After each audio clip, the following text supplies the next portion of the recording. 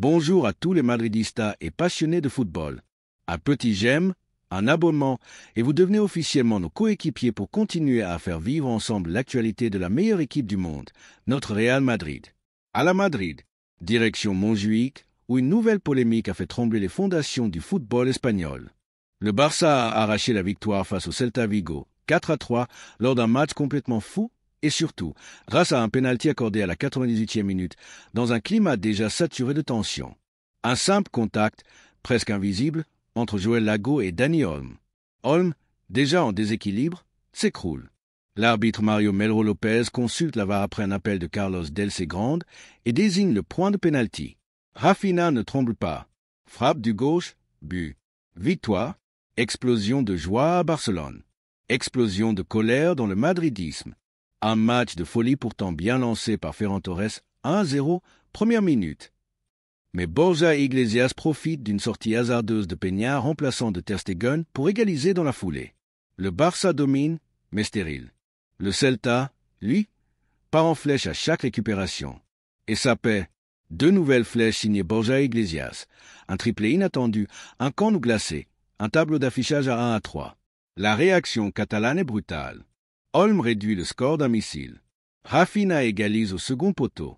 Et le match bascule dans une autre dimension. Le temps additionnel arrive. 8 minutes. La tension est irrespirable. Le Celta réclame un second jaune pour Inigo Martinez. Pas donné. Puis un pénalty pour un contact entre Peña et un attaquant galicien. Pas sifflé. Mais à la 98e, c'est Barcelone qui hérite d'un pénalty décisif. Et le débat relancé. Encore, toujours. Dans les émissions du soir, anciens arbitres, ralentis, capture d'écran. Chacun y va de son interprétation. Contact léger, décision juste, faute inexistante, le consensus est introuvable. Sur les réseaux, l'indignation gronde côté madrilène. On parle de schéma, d'influence, d'un championnat qui, encore une fois, semble pencher d'un côté. Conséquence directe, le Barça passe à 73 points, 2 de plus que le Real Madrid. Et pour les hommes d'Ancelotti, l'erreur n'est plus permise. Il faudra battre l'Athletic et arriver au Clásico du 11 mai avec les Crocs. Avec l'idée claire de renverser cette Liga, sur le terrain, pas devant un écran. Du côté de Barcelone, Flick salue la résilience de son groupe. L'entraîneur du Celta, lui, évite le sujet. Mais son regard en dit long, car ce n'est pas la première fois, et sans doute pas la dernière. Le VAR, ce fameux outil censé apporter justice et clarté, mais qui ne fait que nourrir la frustration. La sensation devient réalité.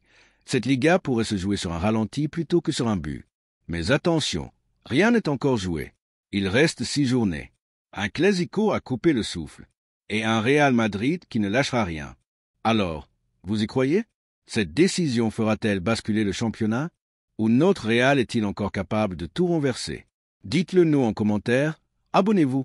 Likez si vous soutenez la Maison Blanche et ne ratez rien des prochains chapitres de cette Liga à suspense. Merci de nous suivre et à très vite sur Madrid Incidé. À la Madrid y nada más.